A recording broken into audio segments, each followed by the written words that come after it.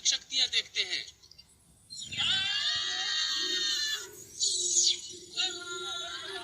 जब team rocket के जिस लीडर ने मुझे बनाने का आदेश दिया था, उसने मुझे मेरी ताकत पर काबू करना सिखाया और वो मुझे अपनी जागीर समझता था। तुम्हें इंसानों ने बनाया इंसानों के हुक्म का पालन करने के लिए। मैं पोकेमॉन पैदा नहीं हुआ था, बनाया गया था और मुझे बनाने वाले ने मेरा इस्तेमाल किया, मुझे धोखा दिया, तो मैंने बदला दिया। उसकी लैब को तबाह करने के बाद मैंने अपनी लैब बनाई। मैंने पोकेमॉन ट्रेनर्स को आइलैंड पर बनी अपनी लैब में आकर्षित किया ताकि वो पोकेमॉन की नई शक्तिशाली जाति तैयार करें और मैं इंसानों को बदला ले सकूं। मैंने उनके पोकेमॉन को पकड़कर उनका क्लोन बनाया, जैसे मुझे म्यू से बनाया गया था, पर जल्द ही वो मेरे दुश्मन हो गए। भयंकर लड़ाई छिड़ गई। राज कौन करे, इसका फैसला करने की लड़ाई जो पोकेमॉन इस दुनिया में पैदा हुए वो या जिन्हें मेरी लैब ने बनाया वो क्लोन पोकेमॉन। लड़ाई ने जंग का रूप ले लिया। जैसे म्यू और मैं फैसले के लिए वार करने वाले थे, तभी एक नौजवान ट्रेनर ने लड़ाई बंद करने की गुजारिश की। रुक जाओ! उसकी इस कोशिश को देखकर मैं दंग रह गया। वो इंसान सभी पोकेमॉन को अहमियत देता था, चाहे वो पैदा हुए हों या बनाए गए हों। लड़ाई रुक गई। आखिरकार मेरी आंखें खुल गईं और मेरा दिल भी। पोकेमॉन क्लोन्स और मैं ऐसी जगह की तलाश में चल पड़े जहां हमें शांति मिल सके। मैंने अपनी मानसिक शक्तियों के इस्तेमाल से जंग से जुड़ी यादों को मिटा दिया। अब सब मुझे भूल गए हैं। सिर्फ वो नहीं भूला जिसने मुझे बनाया और जिसके अंदर मुझे काबू करने की आग अब भी चल रही है।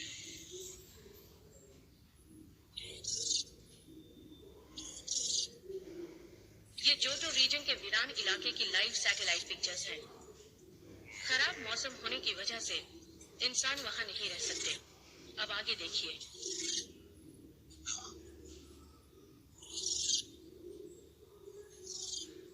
मैंने तुम्हें ढूंढ लिया।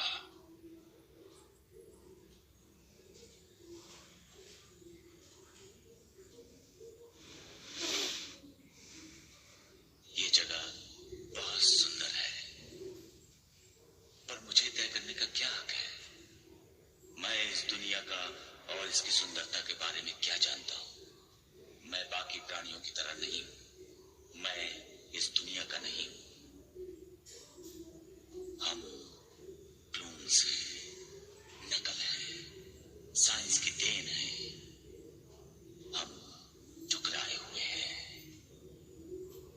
इसलिए अगर हमें जीवित रहना है तो हमें अलग ही रहना है। हमें यही रहना है, इस दुनिया से दूर, इंसानों से दूर। यही हमारी आखिरी उम्मीद है। अगर हम चोरी छुपे ना रहे तो हम शांति से कभी नहीं रह पाएंगे।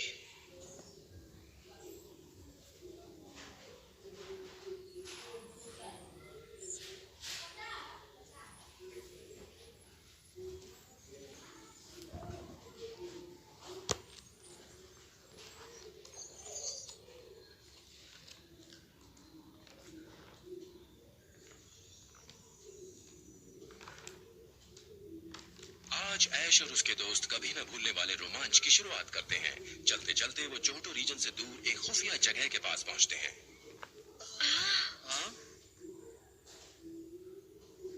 शायद ये वही है। हाँ, ठीक कहा। प्यूरिटी कैनियन जोटो रीजन का कुदरती महान अजूबा है। हाँ, अजीब बात है। हम इसे पार कैसे करें? किताब में लिखा है कि इसे पैदल पार करना बड़ा मुश्किल है। इसे सिर्फ बस से ही पार किया जा सकता है, पर बस तो महीने में एक ही बार जाती है। कितने बजे जाती है? आज लंच टाइम पर, लेकिन अफसोस हम नहीं जा पाएंगे। पर क्यों ब्रॉक? हम अभी उसे पकड़ सकते हैं। जानता हूँ, लेकिन आज मैं सोच रहा था कि नई रेसिपी ट्राई करूँ और मजेदार मसालेदार पैनकेक्स बनाऊं। ओह, वाकई? शायद वही बस वहाँ जाती होगी। हाँ, लगता तो है। वाह, चलो, शायद हम इसे पकड़ सकते हैं।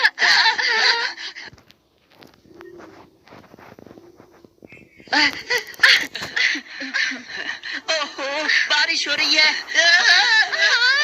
समझ गया, मैं अपने फ्राइंग पैन का इस्तेमाल करूंगा।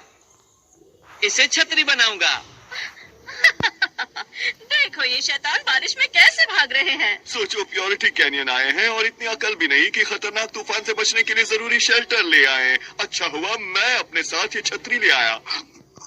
हाँ, पर जब मौसम खराब होगा तब हम क्या करेंगे?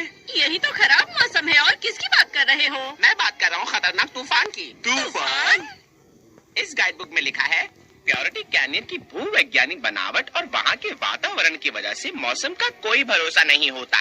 बर्फीले तूफान, तेज आंधी और तूफान कभी भी आ सकते हैं। इसलिए हमारी सलाह ये है कि सैलानी इस इलाके में ना जाएं। मुझे यकीन नहीं है, ये गाइड सब मसाला लगा कर लिखते हैं। ये आवाज कैसी है? कितनी बार कहा हमारा प्लान चौपट हो जाएगा। इससे पहले कि उन पर अमल हवा में उड़ रहा है।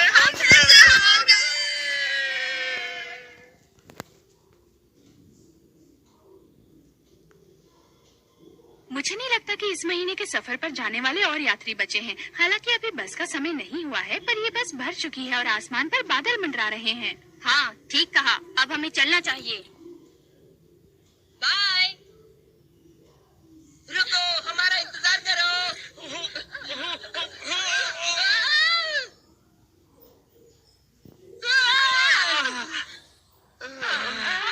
तुम ठीक तो हो?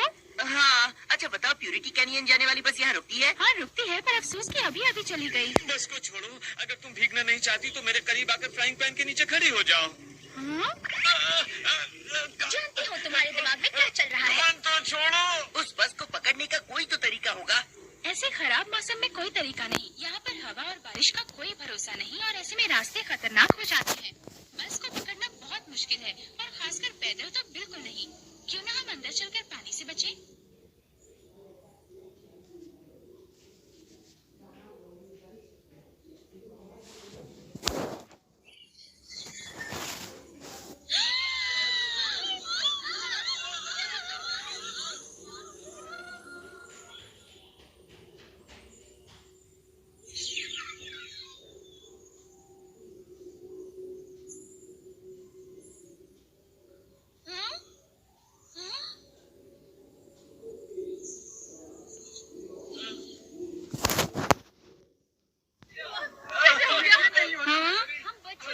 आखिर ये कैसे हो सकता है?